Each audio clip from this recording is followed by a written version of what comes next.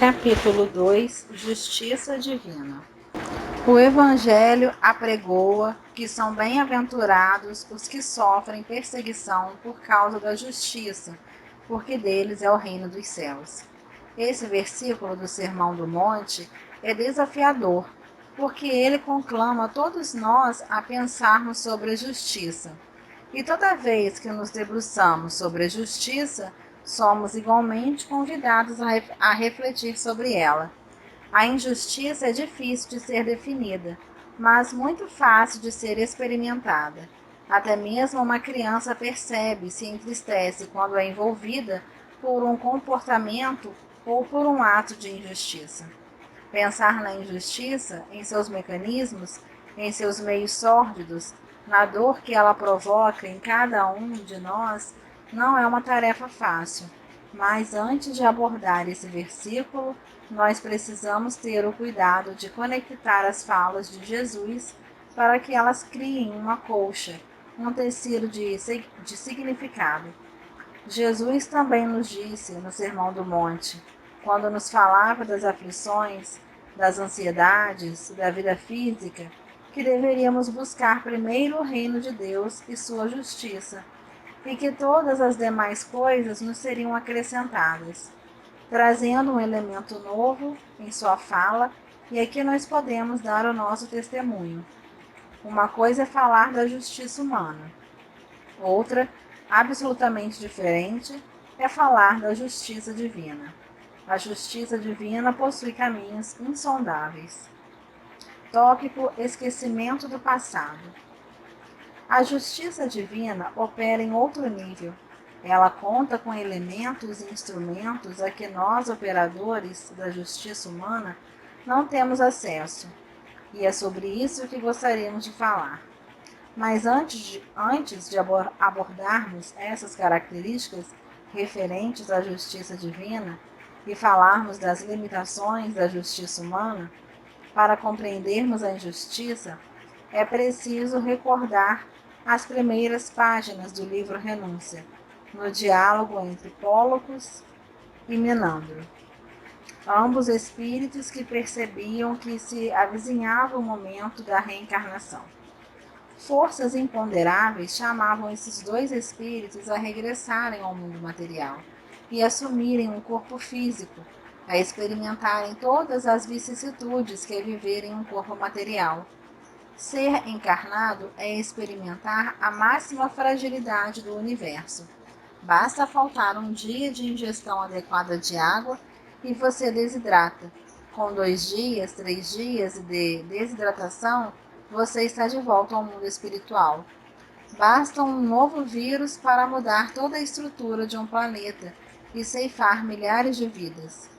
Como estar encarnado e experimentar a suprema fragilidade, esses espíritos tiveram medo, e a primeira expressão de Menandro para Pólocos foi: "Você sabe o que está me incomodando mais?" "O que foi, Menandro?"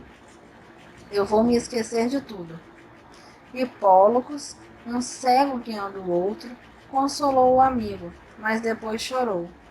O amigo saiu em desespero, e foi preciso que Alcione se materializasse naquelas regiões e intercedesse com recursos afetivos e espirituais suficientes para consolar a todos.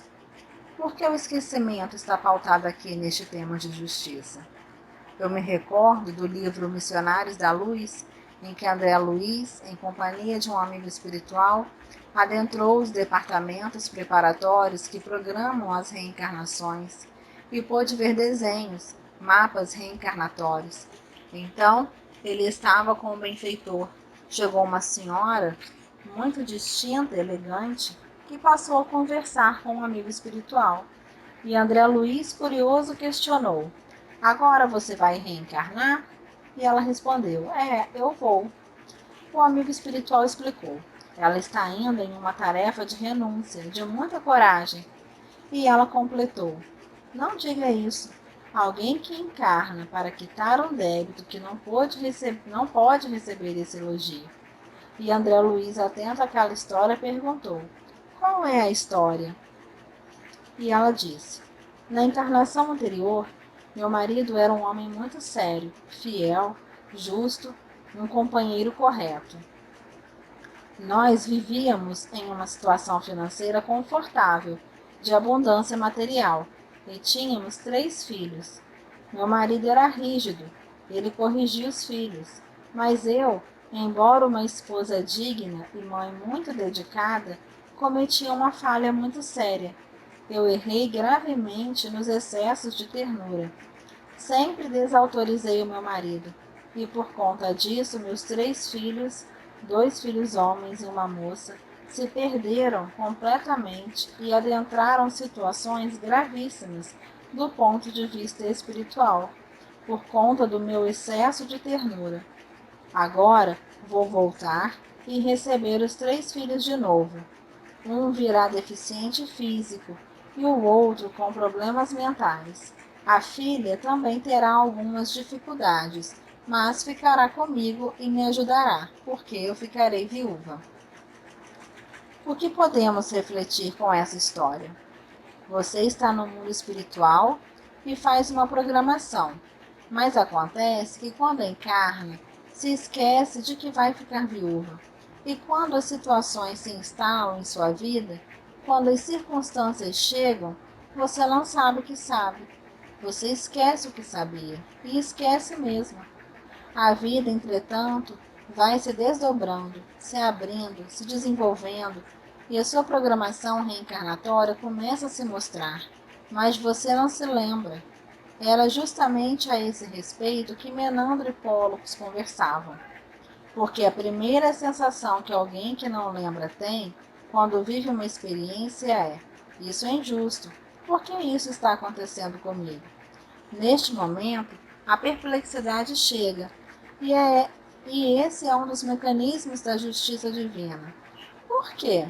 Você fala: nossa, Haroldo, então Deus é masoquista, isso é uma tortura.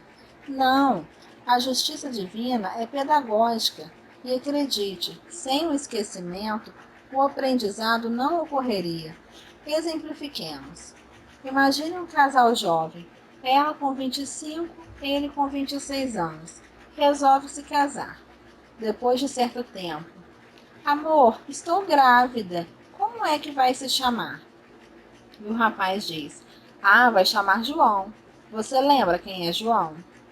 João é o Antônio que você assassinou há 60 anos, porque você era sócio dele. E então a sociedade começou a ganhar muito dinheiro. Você se tornou ambicioso, roubou tudo dele, inclusive eu, que era esposa dele. Você me roubou dele, mas ele não gostou muito, e por sua vez você deu um tiro nele, não é, amor? Agora ele está vindo, vai ser nosso filhinho. Vamos imaginar, vamos analisar. Imagine você, pai, nasce o Joãozinho, que é seu credor, que vai herdar todo o seu patrimônio, porque é a maneira que você tem de devolver tudo que tirou dele. E você vai pagar os estudos dele, e pagar tudo com muito sacrifício, porque a justiça divina é restaurativa. Você tirou a vida, agora você dá a vida. Você tirou as oportunidades, agora você devolve todas elas. Quando eu era juiz criminal, conduzia o julgamento com respeito, com correção. Dava a sentença e a pessoa começava o cumprimento da pena, tudo dentro da lei. E o assassinado? Como é que se restaura o prejuízo da vítima? Prendendo? Como é que se restaura o prejuízo da mãe que estava chorando lá no julgamento? Como uma que me procurou e disse: mas doutor, você só vai prender ele? E eu falei: a senhora está pedindo para mim o que só Deus pode fazer. Eu, na condição de operador da lei humana, sou um servo pequenino da justiça divina. O que a senhora está me pedindo, apenas Deus pode fazer através da sua suprema justiça, reparar o mal. Mas, voltando ao nosso exemplo, imagine você e Joãozinho passeando no shopping e, por causa de uma birra, Joãozinho deita no meio do shopping e começa a gritar e a falar: não vou, não vou. E você, pai, em vez de chegar e dizer: Joãozinho, levanta agora, você pensa: é, mas eu o matei. tirei tudo, causei prejuízo. Ó, Joãozinho, pode fazer pirraça. Você não teria dignidade para resgatar. A justiça divina nos dá dignidade para resgatar. E não há como distinguir onde começa a justiça divina e termina o amor divino. Onde começa o amor e termina a justiça. O amor de Deus e a sua justiça misturam-se num todo. É como você pegar o ovo, a farinha, uma pitada de sal, o açúcar, misturar tudo, depois tentar separar. Não tem jeito. A justiça e o amor de Deus estão misturados como uma massa de bolo. Por sua vez, não lembrar é o elemento pedagógico. Não lembrar é simplesmente você assumir o lugar da vítima. Ontem você podia escolher entre ferir e não ferir. Estava em seu livre-arbítrio. Ninguém lhe pediu para ferir. Você podia escolher, machuco ou não machuco, prejudico ou não prejudico. Você tomou uma decisão. Eu vou machucar esta pessoa. Agora, os papéis se invertem e a pedagogia divina nos dá a oportunidade da empatia, que é você se colocar exatamente no lugar da pessoa que você feriu, para você sentir, porque só se fere alguém quando se deixa de sentir. Se você não parasse de sentir, não machucaria ninguém. Fere-se apenas quando se está ferido. Nós ferimos somente quando o coração foi embora e ficou apenas a cabeça. É por isso que o psicopata é a pessoa que perdeu totalmente a capacidade de se colocar no lugar do outro. Ele de fato não sente empatia alguma, por isso que é capaz de arrancar seu dedo sorrindo, porque é incapaz de se colocar no lugar do outro, ou seja, é um indivíduo que atrofiou o sentimento. Eu me lembro de uma visita ao Hospital Psiquiátrico Espírita André Luiz, em Belo Horizonte, cujo diretor clínico do hospital é Roberto Lúcio, um psiquiatra amigo meu. E durante a visita eu me deparei com casos gravíssimos de esquizofrenia, o caso de sofrimento mental no mais último grau, que me deixaram um pouco atordoado. Então eu questionei: Roberto, como é que entende isso? Ele me olhou e disse: Você está impressionado, Haroldo? Estou muito impressionado. Ó, meu amigo, o que está impressionando você já é a cura. O adoecimento mental já é a cura. Para o espírito entrar nessa fase é porque o sentimento dele está sendo restaurado. Ele está com o intelecto comprometido, com as faculdades mentais comprometidas, para que o sentimento saia e desabroche novamente, e ele volte a sentir e a se colocar no lugar do outro. Desse modo, a você, a mim, enquanto encarnados, é difícil compreender essa realidade, porque nós somos imediatistas. E aí, você sabe qual é o nosso slogan? Não há nenhum injustiçado. As mães têm uma conexão especial com Deus no que diz respeito ao destino de seus filhos. E eu me recordo de uma experiência de resgate que vivi. Eu cheguei para minha mãe, ela me olhou e disse: O que é da gente, meu filho, vem à nossa porta. Eu perdi até o apetite, porque eu estava esperando que ela dissesse: Coitadinho, tão bom, meu filhinho querido, que injustiça. Pelo fato de não nos recordarmos dos detalhes parece injusto, mas você tem certeza absoluta de que quer saber dos detalhes? Eu me recordo do livro Diálogo com as Sombras, em que Hermínio Miranda dialogava com o espírito. Por que eu vou acabar com sua vida, e você fez isso, e você fez aquilo? E o espírito começou a acusar todos os presentes na reunião. Era o típico cobrador. De repente, o espírito cobrador questionou: Que processo é esse aqui em cima da mesa? Os espíritos haviam colocado um processo grande, fluídico, em cima da mesa. Que processo é esse? Ele perguntava. E Hermínio, de forma intuitiva, retrucou: É o seu. Meu? É o seu. Você não veio aqui com um rol de acusações contra todos nós? As acusações são justas. A nossa defesa é: nós somos culpados. Agora é o seu processo. E o espírito atrevido abriu o processo e começou a ler, e teve de sair de maca, carregado. Eu me recordo de uma frase de Chico na obra Testemunhos de Chico Xavier. De vez em quando me coloco em contato com as recordações do passado e sou tomado de uma profunda tristeza. Então vem o espírito de Emmanuel, me consola, começa a explicar o laço que une todas as encarnações, e eu então compreendo as razões dos mínimos acontecimentos. Aí eu pergunto, você tem certeza de que quer se lembrar? Nós não conseguimos nos lembrar, porque com a mesma medida que medimos o outro, medimos a nós mesmos. Como somos extremamente rígidos com os outros, não temos a mínima boa vontade de perdoar sequer uma pequena ofensa. Somos extremamente intolerantes com a imperfeição. Essa é a medida que medimos.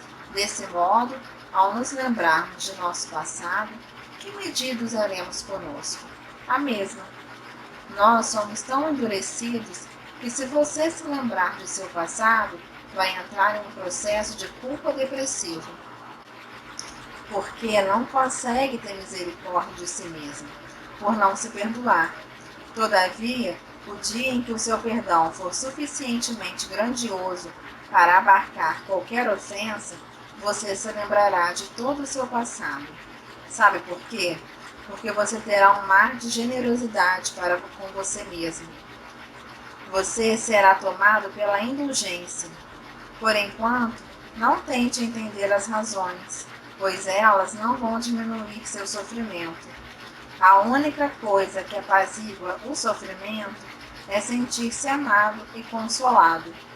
Vamos imaginar que você esteja atravessando a maior expiação de sua encarnação.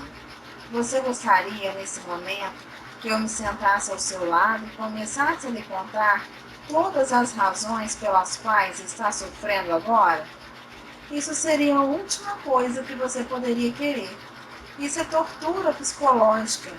Ao contrário, você gostaria de ouvir: eu estou com você. Vão ser dois chorando, você e eu. Portanto, a lei divina tem esse mecanismo pedagógico. Outro elemento da justiça divina. Ela sempre aponta para a perfeição do espírito e possui um mecanismo que a justiça humana não tem. Esse mecanismo se chama reencarnação. Tópico: a reencarnação é o maior instrumento da justiça divina, porque ela traz de volta ao mesmo lugar do erro. Para quê? Para que você seja torturado? Não. Para que você possa reescrever a sua história, fazer o que devia ter feito antes de ter errado, lá atrás, deixar o coração, o amor e a fraternidade o conduzirem. Esse elemento da justiça divina é realmente extraordinário. E aqui nós temos de caminhar na conclusão desse raciocínio para a bem-aventurança. Bem-aventurados os que sofrem perseguição por causa da justiça. Não é a humana, é a divina. Bem-aventurados os que sofrem perseguição por causa da justiça, porque deles é o reino de Deus. Como assim? Ora, não disse Jesus, depois do Pai Nosso: buscai primeiro o reino de Deus e a sua justiça? Acontece que quando você começa a canalizar a sua vida para as fontes da justiça divina, o seu comportamento se desloca da massa. Por outro lado, existem aqueles que não entendem os mecanismos da justiça divina e querem impor a sua própria justiça.